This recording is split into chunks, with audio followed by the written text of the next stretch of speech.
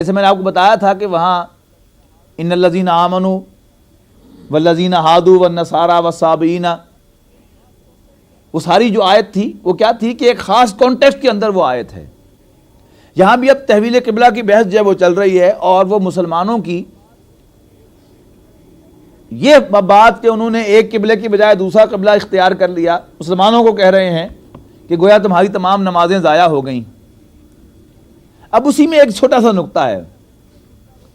کہ سارا کا سارا دین جو ہے، اگرچہ قبلہ رخ صحیح ہونا، انسان کا قبلہ رخ کھڑا ہونا، یہ نماز کی بنیادی شرائط میں سے کہ حتی الامکان انسان کوشش کرے، معلوم کرے کہ خانہ کعبہ کس طرف ہے، مکہ کس طرف ہے، دنیا کے کسی کونے میں ہو تو اپنی طرف سے تحقیق و جستجو کر کے اس کی طرف رخ کرے۔ لیکن اس کا یہ مطلب نہیں ہے کہ دین سارا کا سارا اب اسی ایک بات کے اندر مرتکز ہو کر رہ گیا ہے، یہ نہیں ہے۔ نیکی، دینداری، تقوی، راست بازی، یہ تو انسان کا ایک جنرل ایٹیٹیوڈ ہے، ایک انسان کا طرز عمل ہے کہ اگر اس کے دل میں تقوی ہوگا، خدا خوفی ہوگی، راست بازی ہوگی، تو وہ اس کی پوری زندگی سے ظاہر ہوگی، اس کے عقائد بھی درست ہوں گے، اس کے اندر انسانی ہمدردی بھی پوری پوری ہوگی۔ پھر یہ کہ وہ نماز روزے کی بھی پابندی کرے گا، مزید یہ کہ اس کے انسانی معاملات بھی بالکل درست ہوں گے، کسی سے کوئی معاہدہ کرے گا تو اس کی پاسداری کرے گا، اور پھر اس کے اندر صبر و استقامت بھی ہوگی، ڈٹرمینیشن بھی ہوگی کہ جو کام وہ فیصلہ کر کے سوچ سمجھ کر ایک راستے کو اختیار کرے گا، پھر کوئی مصیبت آ جائے، اس پر بھوک آ جائے، اس پر جسمانی تکلیف آ جائے، اسے جنگ میں جھونک دیا جائے، تو پھر وہ پیچھے ہٹنے کا نہیں ہے۔ ان کے بارے میں کہا جا رہا ہے اولئک الذین صدقوا، یہ وہ لوگ ہیں کہ جنہوں نے سچ کر دکھایا، یہ وہ لوگ ہیں جو راست کردار ہیں، راست باز ہیں، وہ کہ جو سچائی پر عمل پیرا ہیں۔ وَأُولَٰئِكَ هُمُ الْمُتَّقُونَ،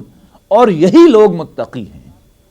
یعنی دین کی تین بنیادی اصطلاحات اس ایک آیت کے اندر آ گئیں۔ آغاز ہوا بر کے عنوان سے، نیکی کیا ہے، اور آخر میں دو باتیں ساتھ اور کہہ دیں کہ صداقت شعاری، راست بازی، یہ بھی اسی کا نام ہے، اور تقوی بھی اسی کا نام ہے۔ عام طور پر یہ جو نیکی اور تقوی، یہ عام طور پر اعمال سے متعلق شے سمجھی جاتی ہے کہ جو خاص قسم کی چال ڈھال رکھتا ہو، وہ خاص طرح سے گفتگو کرتا ہو، کہیں گے بہت نیک آدمی ہے، بہت دیندار آدمی ہے، بہت متقی آدمی ہے۔ اب اس کا لین دین کیسا ہے؟ ایک شخص جو ہے وہ نماز پڑھتا ہے، روزہ رکھتا ہے، اور ایک خاص قسم کی وضاقتہ رکھتا ہے، تو ہر آدمی اس کا ذکر کیسے کرے گا؟ بہت نیک آدمی ہے، بہت دیندار آدمی ہے۔ اب اس کے معاملات کیا ہیں؟ اس کے پاس کوئی امانت رکھوائی جائے، کیا وہ امانت جو ہے وہ واپس کرے گا؟ کسی سے قرض لے گا تو بر وقت لوٹائے گا؟ کسی سے وعدہ کرے گا تو اس کی پاسداری کرے گا؟ یا اگر دین پر چلتے ہوئے حلال و حرام کی تمیز کرتے ہوئے اس پر بھوک آ جائے تو کیا وہ بھوکا رہنا برداشت کرے گا؟ اگر اس پر کوئی جسمانی اذیت آ جائے، کوئی دست درازی کرے دین کے نام پر اس پہ، تو کیا وہ برداشت کرے گا؟ کیا اس کے اندر انسانی ہمدردی نام کی بھی کوئی شے ہے؟ یا وہ نرا کٹھور دل ہے، تہجدیں تو پڑھتا ہے بڑی، لیکن کسی انسان کو تکلیف میں دیکھ کر اس کا دل بھر نہیں آتا؟ اب جو ہمارا عام تصور ہے نیکی کا، اس کے مطابق خواہ اس میں سے کچھ بھی اس کے پاس نہ ہو، لیکن وہ نماز روزہ کرتا ہو، اور اس کے چہرے پہ داڑھی بھی ہو، اور جو بظاہر دینی شاعر معروف ہیں وہ اس کے اوپر ہوں، تو ہم کہیں گے بہت دیندار آدمی ہے، بہت نیک آدمی ہے، تعریفوں کے پل بندے گے اس پر۔ لیکن یہ آیت ہمیں یہ بتا رہی ہے کہ نیکی صرف اعمال کا نام نہیں ہے۔ یعنی جیسے کسی جامن کے پیڑ پر